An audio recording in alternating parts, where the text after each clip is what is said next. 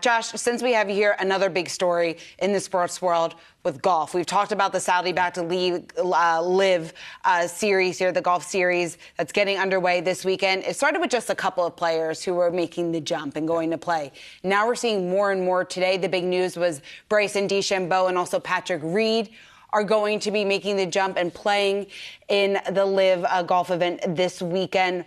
Two questions here. What does this mean for the future of the tour? Because it puts the tour in a pretty challenging spot. Yeah. And also for sponsors, because we've seen some sponsors sever ties with players, but others seem to be hanging on. Yeah, so I think it puts the PGA Tour in a very interesting situation because they're probably going to have to accept that LIV Golf is being successful at some point, or at least on the onset successful, right? Because they need these golfers. They can't go on without these golfers, these big-name golfers. You need them in your business.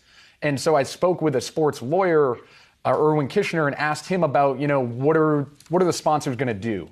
And he kind of said he doesn't think they're going to back out.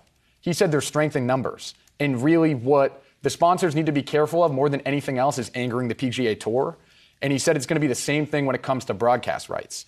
He thinks someone's eventually going to broadcast this. It's going to be ESPN. It's going to be one of those kind of companies. But all they're going to be worried about is not bothering the PGA Tour. It has nothing to do with the public perception of this being a Saudi-backed league. He doesn't think that's going to matter.